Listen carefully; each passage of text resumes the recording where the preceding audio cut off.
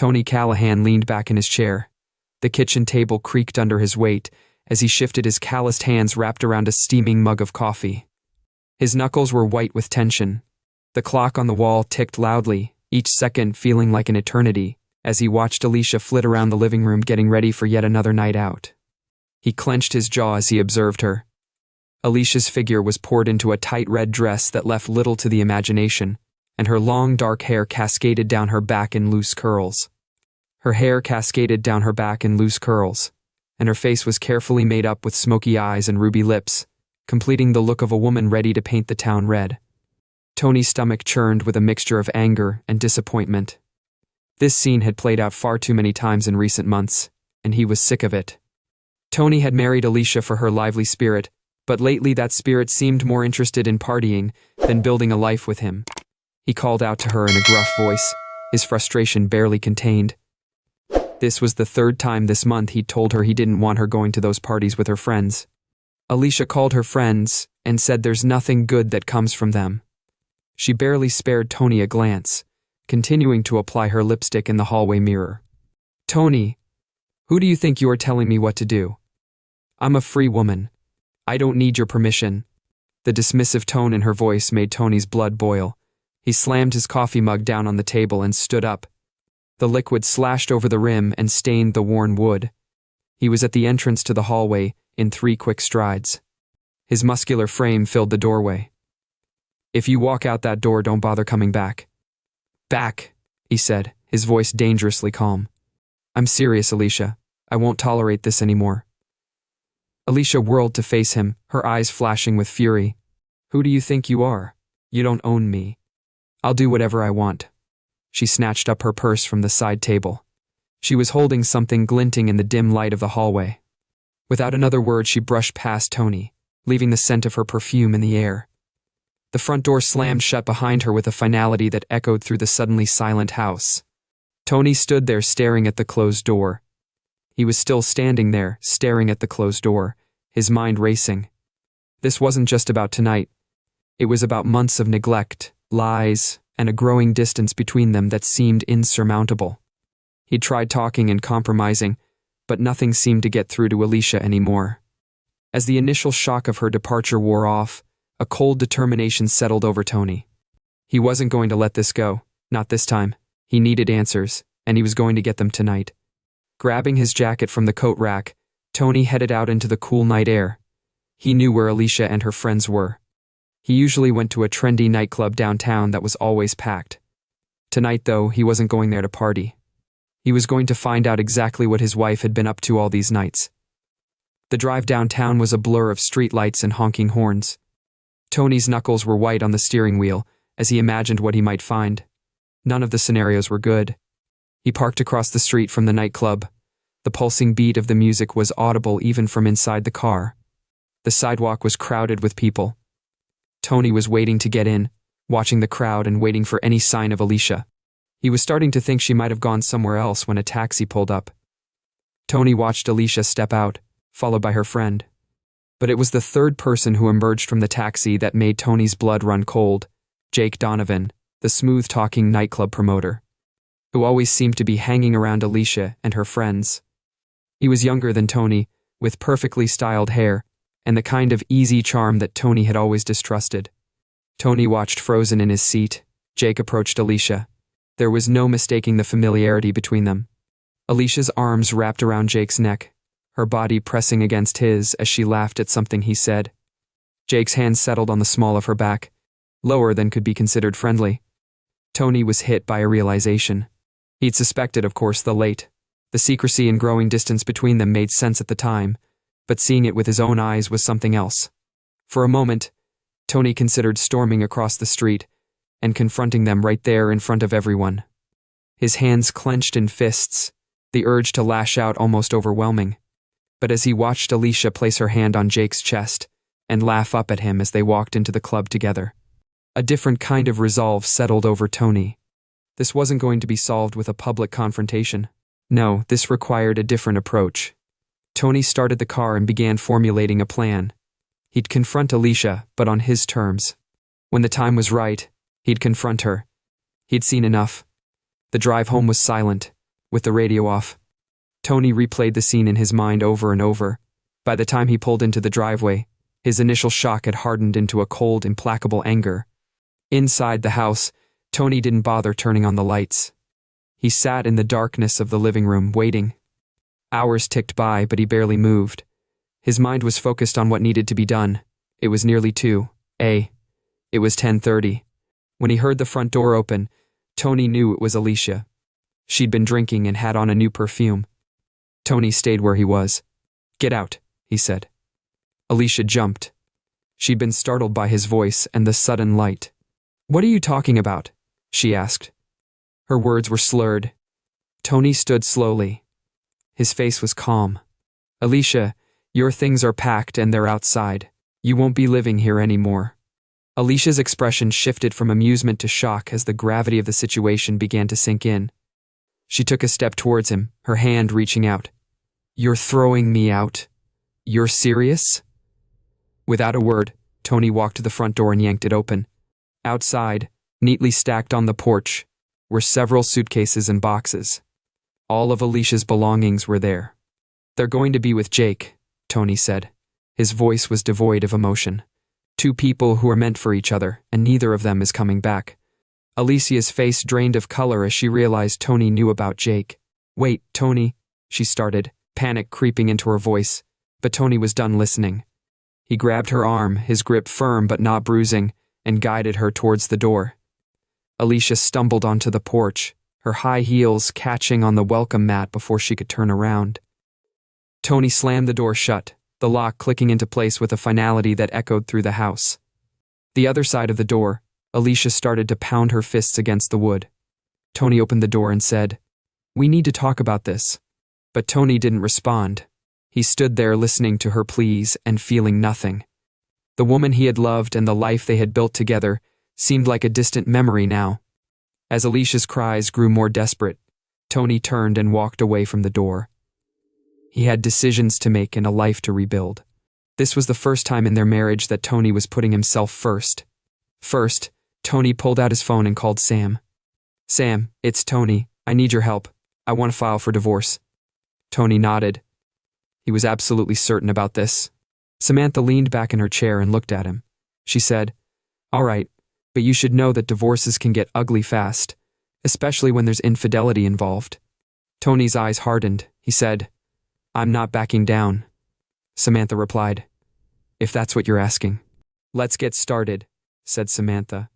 She sounded like she was approving. "I'll file the paperwork today.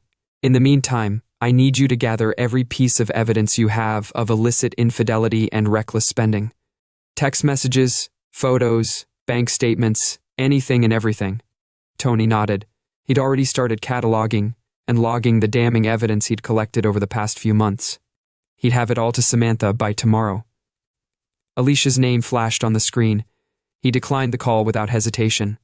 The next few weeks were a whirlwind of legal proceedings and intense encounters. Tony threw himself into his work, taking on extra projects to keep his mind occupied. But the real battle was just beginning. One crisp morning, Tony found himself face to face with Alicia and her attorney, Richard Langston, in the first mediation session. The conference room felt claustrophobic, charged with unspoken intention. Richard was a silver-haired man with a predatory smile. He spoke first. The silver-haired man with the predatory smile spoke first. "Mr. Callahan, my client is willing to be reasonable in her demands. Perhaps we can come to an amicable agreement without dragging this out." Tony's eyes flicked to Alicia, who sat with false composure. Her hands were clasped tightly on the table. He turned back to Richard. His voice was cold. "There's nothing to discuss. Your client violated our marriage vows and squandered our shared resources. She'll. All I'm asking for is what she's legally entitled to." Alicia's composure cracked. "Tony, please, we can work this out. I made a mistake, but I made a mistake."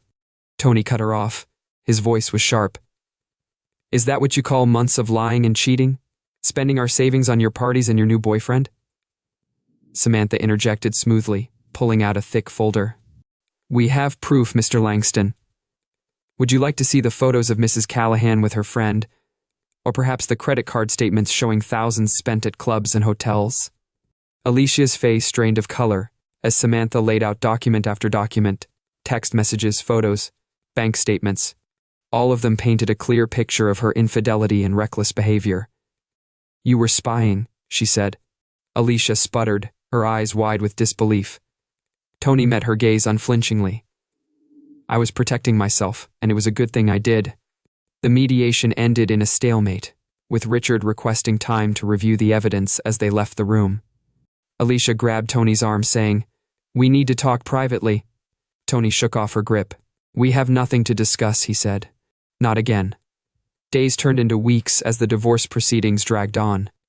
He threw himself into his work, taking on bigger projects and longer hours. The construction site became his refuge, the physical labor, a welcome distraction from the legal battles. One evening, as Tony was locking up the side office, he spotted a familiar figure leaning against his truck. Jake, Alicia's lover, stood there with an uneasy smile. "Hey man, can we talk?" Jake called out, his usual smooth demeanor nowhere to be seen. Tony's hands were clenched into fists. But he kept his voice level. "There's nothing to talk about. Get lost." Jake held up his hands placatingly. "Look, I know you're pissed. You have every right to be, but Alicia, she's a mess. Man, she regrets everything." Tony laughed, a harsh sound in the quiet evening. "What makes you think that makes it all okay? That I should just forgive and forget? No, that's not it," he said, stepping closer, his voice low and dangerous. "I don't care about Alicia's regrets. I don't care about your guilt. You made your choices, and now you have to live with them. If I see you around here again, you'll regret it." Jake swallowed hard, nodded quickly, and then left. Tony watched him drive away, feeling a mixture of anger and disgust. The next day, Tony sat in the courtroom, listening as Alicia's lawyer painted a picture of emotional neglect and cold indifference. Richard's voice was full of false sympathy as he described Alicia as a lonely, misunderstood wife, driven to seek comfort elsewhere. "Your Honor," Richard concluded, "that my client simply asks for what she's entitled to, including the house and Mr. Callahan's retirement fund. It's a fair division, given the circumstances." The woman in her 60 seconds turned to Samantha. "Miss Keller, what's your response?" Samantha stood with a confident posture. "Your Honor, while Mr. Langston's story is certainly dramatic, it is far from the truth. We have evidence that paints a very different picture over the next hour." Samantha methodically presented the evidence Tony had gathered, photos of with Jake, and timestamped text messages detailing their affair. "Bank statements showing Alicia's extravagant spending, as you can see, Your Honor." Samantha concluded that Mrs. Callahan's infidelity and financial irresponsibility are well documented. She violated not only her marriage vows but also her fiduciary duty to the marital estate. "We ask that this be taken into consideration when dividing assets." The judge's expression remained impassive as she reviewed. "I'll need time to review all of this thoroughly. We'll reconvene next week for my decision." As they left the courtroom, Tony caught sight of Alicia huddled with her attorney. Her face was pale and drawn for a moment. He felt a twinge of something, not quite pity but a recognition of how far they'd fallen. The week dragged by, each day feeling longer than the last. Tony buried himself in work. Tony stayed late at the construction site, going over plans and budgets long after everyone else had gone home. Finally, the day of the judge's decision arrived. Tony sat straight-backed in the courtroom, his face a mask of calm. Alicia fidgeted nervously, her eyes darting between Tony and the judge's bench. The judge entered, her face serious, as she took her seat after careful consideration. After looking over all the evidence, Tony waited anxiously for the judge to make her decision. He could see that Alicia was doing the same across the aisle, waiting to hear about the division of assets. The judge continued, "I'm siding with Mr. Callahan. Mrs. Callahan's documented infidelity and financial irresponsibility have significantly impacted the marital estate. Therefore, I'm giving the house and the majority of the savings account to Mr. Callahan." The judge said that most of the shared assets would stay with Mr. Callahan, but that Mrs. Callahan would keep her personal belongings and a small portion of the savings account. There was a gasp from the audience, but it was quickly stifled. Tony stayed still with a neutral expression. The judge also said that, given Mrs. Callahan's current unemployment and the circumstances of the divorce, no alimony would be awarded. "This decision is final." The courtroom was adjourned, and the bang of the gavel echoed through the room. Tony stood there shaking Samantha's hand firmly. "Thank you," he said simply as they turned to leave. Alicia rushed over to him, her eyes wild. "Tony, you can't do this to me. Where am I supposed to go?" "What am I supposed to do?" Tony looked at her, really looked at her for the first time in months. The woman he had loved was barely recognizable. In the desperate figure before him, "Alicia," he said, his voice devoid of emotion, "you'll do what you always do. You'll figure it out, but you'll do it without me." With that, Tony walked out of the courtroom, leaving behind the shattered remains of his marriage and the woman who had broken his trust. As he stepped into the sunlight, he felt a weight lift from his shoulders. The battle was over. He'd won, but as he drove home to the house that was now indisputably his, Tony knew that the real challenge lay ahead. He'd have to rebuild his life, learn to trust again, and figure out who he was outside of his failed marriage. It wouldn't be easy, but for the first time in a long time, Tony felt ready to face whatever came next. He stood at the threshold of his home, key in hand, staring at the front door. The house was there, quiet and still. For the first time in months, he knew he wouldn't find Alicia inside. He wouldn't have to brace himself for another argument, or endure the tense silence that had become their norm. He pushed the door open, the familiar creak of hinges echoing through the empty space. The living room was bathed in the warm glow of the setting sun, dust motes dancing in the light. The light from Tony's footsteps echoed as he made his way to the kitchen. Each sound was a reminder of his solitude. He opened the fridge and grabbed a bottle of beer, twisting off the cap with a practiced motion. He walked to the back porch and settled into his favorite chair. The wood creaked under his weight as he leaned back. He took a long swig of the cold beer as the sky darkened, painting the horizon in. The shades of orange and purple caught Tony's eye. He took a deep breath and felt the weight of the past year lift off his shoulders with each passing moment. The silence, which once felt oppressive, now felt like peace. "No more games," Tony muttered to himself, raising his bottle in a solitary toast. He took another sip, savoring the bitter taste. His mind wandered to the future, stretching out before him for the first time. It had been a long time since he'd felt this sense of possibility and potential. The sound of his phone ringing broke through his reverie. Tony glanced at the screen and saw his friend Mark's name flash. "Hey Mark," Tony answered. "Gruff from disuse," Mark replied. "My man." Mark's voice boomed through the speaker. Tony listened intently as Mark told him the news. "The divorce is final," Mark said. "Huh," Tony grunted in affirmation. "Yeah, it's done," Mark said. "Listen, Mark," Tony replied. He continued, his tone softening slightly. "A bunch of us are heading out for drinks. Why don't you join us to celebrate your freedom?" Tony hesitated, the invitation stirring a mix of emotions. Part of him wanted to stay in his solitude to process everything that had happened, but another part, a part he hadn't listened to in a long time, urged him to accept. "I'll text you the address." An hour later, Tony found himself in a dimly lit bar surrounded by the hum of conversation and the clinking of glasses. Mark clapped him on the back as he approached the table where his friends were gathered. He felt a small smile tug at the corners of his mouth, the first genuine one in what felt like ages, as the night wore on. Tony found himself relaxing, the tension of the past months slowly ebbing away. His friends sensed his mood and kept the conversation light, sharing jokes and stories that had nothing to do with failed marriages or bitter divorces. It was nearing midnight when Sarah, one of his CO workers, the workers leaned in close to be heard over the noise of the bar. "What's next for you, Tony? Any big plans now that you're single?" Tony paused, considering the question. He'd been avoiding thinking about it, but now, with the alcohol warming his veins and the supportive presence of his friends around him, he felt ready to face it. With his friends around, he felt ready to face it. He took a moment to collect his thoughts. "I think I'm going to focus on work for a while. There's that big project coming up for the new community center. I've been thinking about some ideas to really make it special." Sarah's eyes lit up. "Oh yeah, like what as?" Tony began to explain his ideas, and he felt a spark of excitement ignite within him. The more he talked, the more enthusiastic he became, gesturing animatedly as he described his vision. Mark overheard the conversation and chimed in. "Sounds like you've got it all figured out, Tony, but don't forget to have some fun too." "It's good to have fun too. You know, all work and no play." "You've got it all figured out, Tony, but don't forget to have some fun too," I hear you. Maybe I'll even take that fishing trip we've been talking about for years. The night ended on a high note with promises to meet up again soon.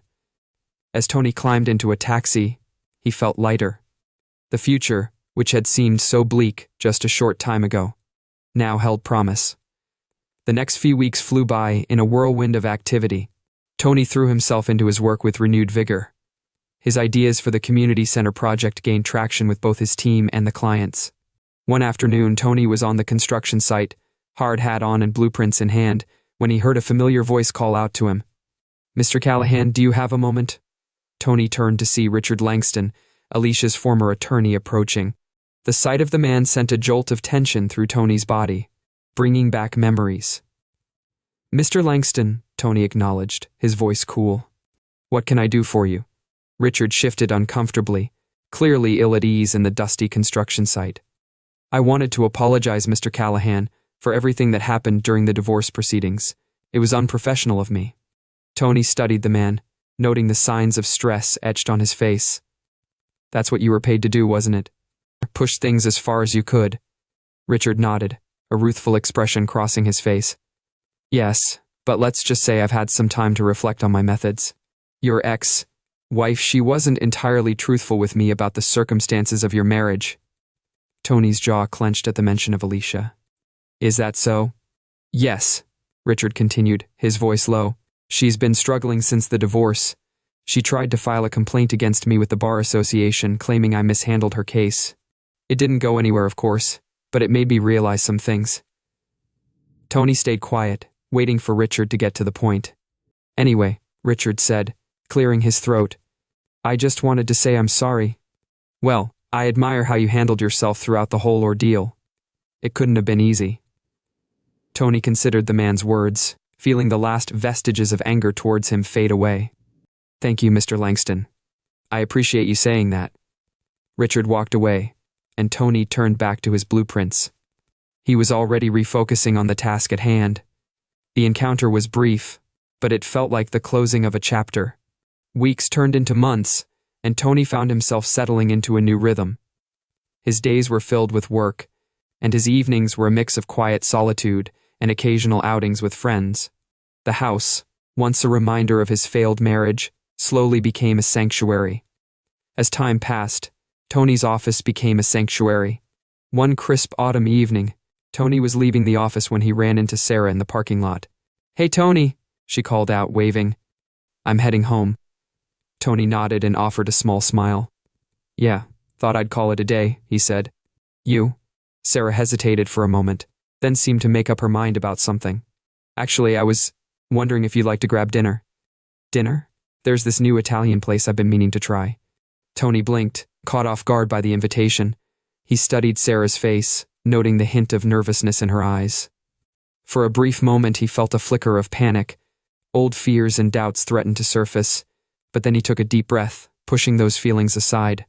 This wasn't Alicia. This was Sarah, someone he'd known and respected for years. Tony had known and respected Sarah for years. She had been there for him during the darkest days of his divorce. Tony was surprised by the warmth in his own voice as he replied, "I'd love to." They walked to Sarah's car and chatted easily about work and mutual friends. Tony felt a sense of possibility within him. He wasn't ready for another serious relationship. Not yet, but friendship and companionship were things he could get on board with.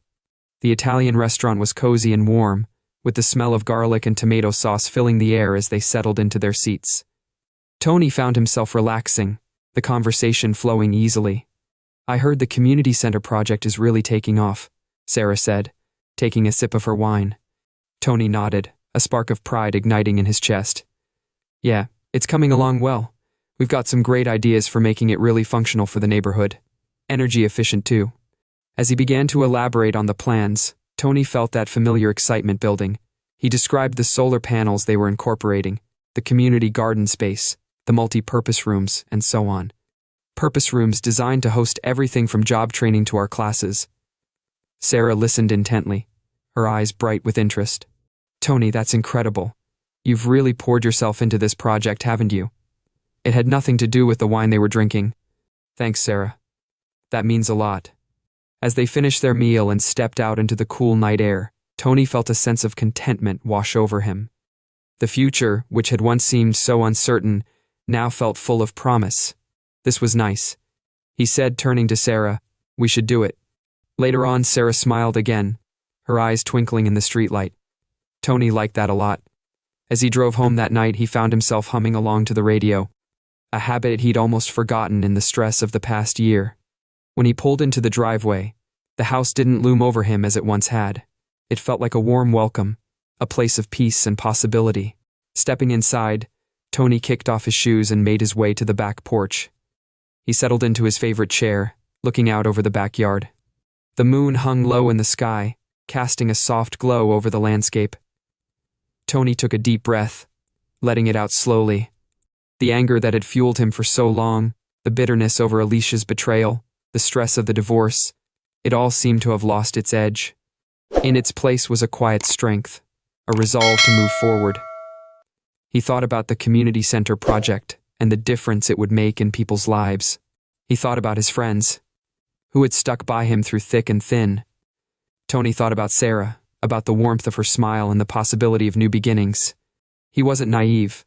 He knew there would still be challenges ahead, moments of doubt and difficulty. But for the first time in a long time, he felt ready to face them. He had weathered as the night deepened around him. Tony allowed himself a small smile. He'd weathered the storm of his failed marriage and come out stronger on the other side. The past was behind him now, a chapter closed. The future, with all its uncertainties and possibilities, stretched out before him. And Tony Callahan was ready to embrace it, one day at a time,